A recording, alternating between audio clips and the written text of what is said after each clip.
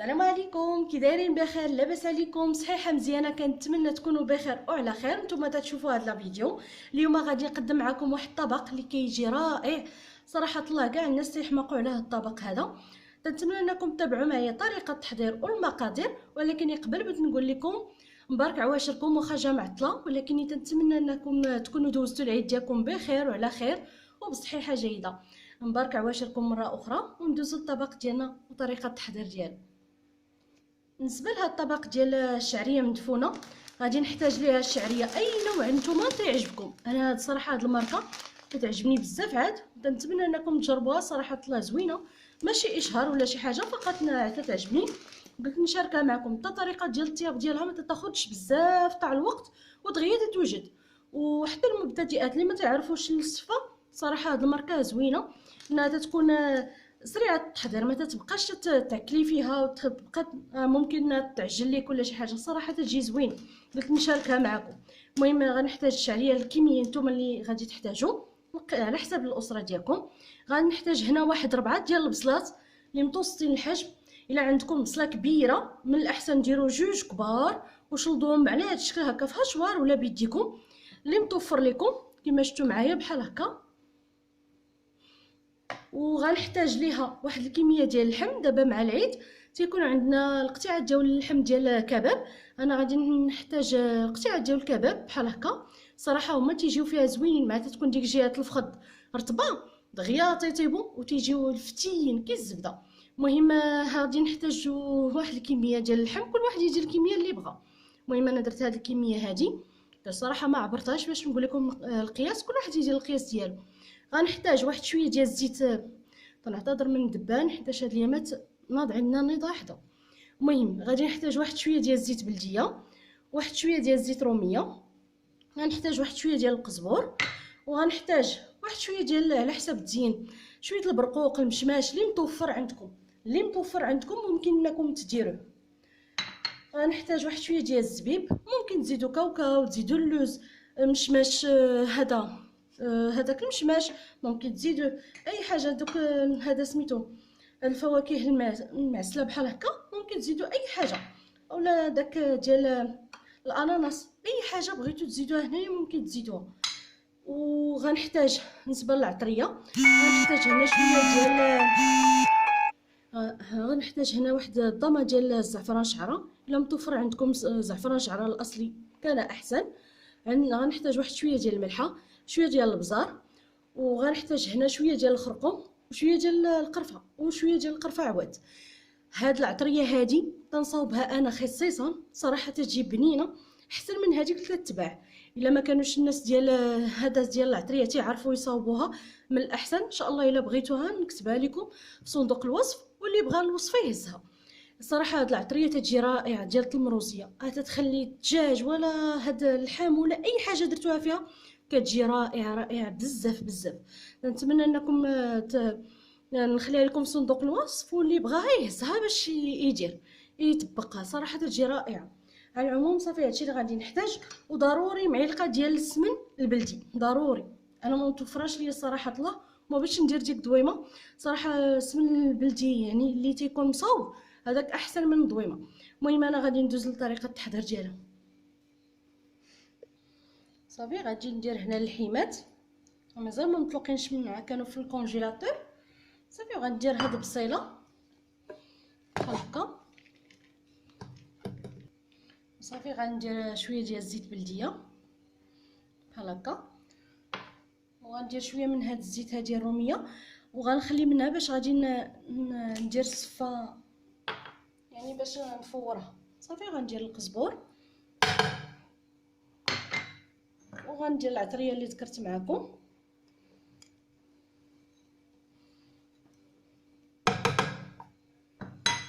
والضويمه ديال الزعفران. صافي دابا غادي نديرها تشحر، ومني غتشحر غادي ندير القياس ديال الماء اللي غادي يكفي. يعني ما غاديش نغطيها بزاف، غادي ندير غير مع دغيا غيطيبوا هاد القطيعات هادو ساهلين تاع الطياب. صافي وغادي نخليها طيب على خاطرها. ودابا ندوز ان شاء الله للصفه. صافي دابا درتها هنايا بحال هكا، وغنزيد على داك شويه تاع الزيت اللي خليت بحال هكا. صافي وغادي نلبسها مزيان هاد الزيت، وغنديرها في الكسكاس بحال هكا. غادي نديرها هنا في الكسكاس ونخليها طيب على خاطرها تفور زعما.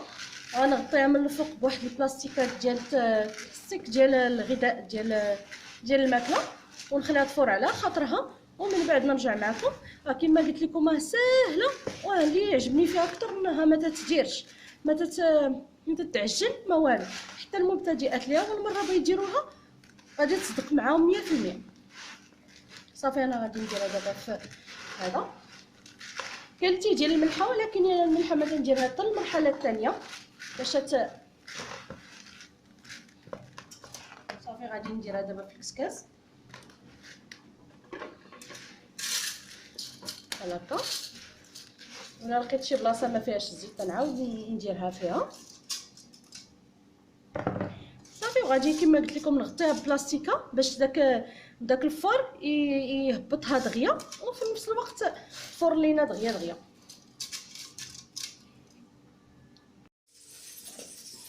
صافي دابا بعد ما فرخنا الشعريه ندير الفوره الاولى، كنشد داك الماء اللي طيبتها فيه وفاش نخويها عليه بحال هكا. بسم الله. وغنغطيها مزيان غير واحد 10 دقائق ما كاملاش حتى تهبط ليا ياك. وغادي نصفيها من هذا الماء، نصفيها مزيان.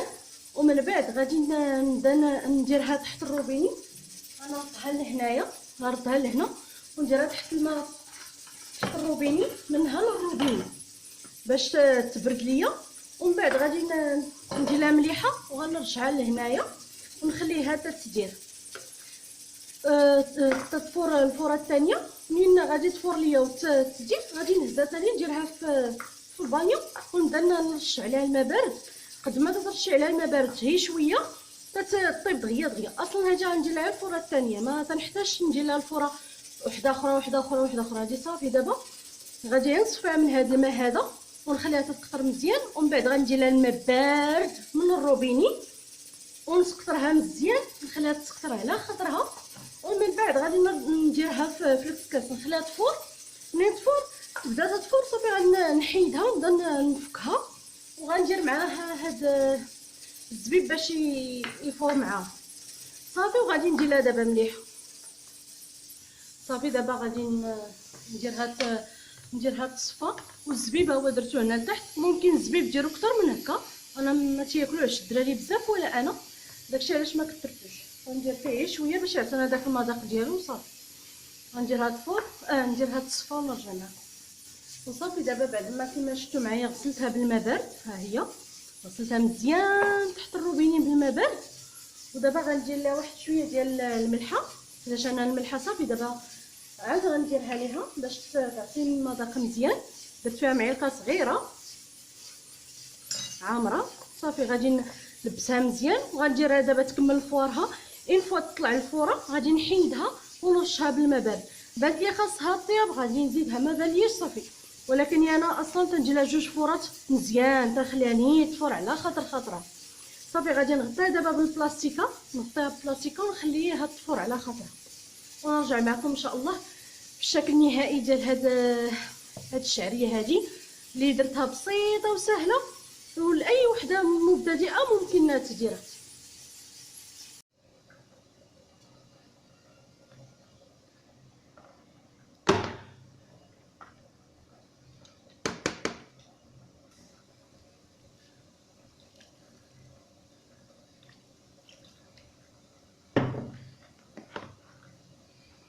نتوما شوف ما تجي لا معجنه لا والو، فقط تطرشوها بشويه ميها وها هي محلوله. اللي قاد يدير يديه يديرها صراحه سخونه بزاف ودغيا فارت، ما محتاجه لا تعاودي لها فوره لا والو. تبارك الله دغيا فارتها صافي. دابا غادي ندوز لطريقه التقديم تتقدموا على الذوق ديالكم نتوما. انا غادي نزيد لها هنا واحد الرشيشه ديال سنيده تنزيد لها واحد شويه مع معلقه ديال الزبده بحال هكا. اللي بغى اللي ما بغاش يبغى يدير العسل ولا هذا لكم الاختيار، حيت انا الصراحه ما تنديرش السكر في المرقه. نتوما لكم الاختيار، بغيتو ديروه ديروه، ما بغيتوش ماشي مشكل. هانتوما شوفوا كي تجي هذا من دايره. هانتوما صافي. دابا ندوز لطريقه تاع التقديم. وهذا هو الشكل النهائي ديال الطبق ديال السفه مدفونه على الطريقه ديالي اللي سهله وبسيطه. تنتمنى انكم تجربوها وتردوا عليا الخبار كيف جاتكم. وضروري غادي نخلي لكم المقادير ديال ديك العطريه اللي قلت لكم في صندوق الوصف باش تجربوها. صراحه تجي بنينه بها.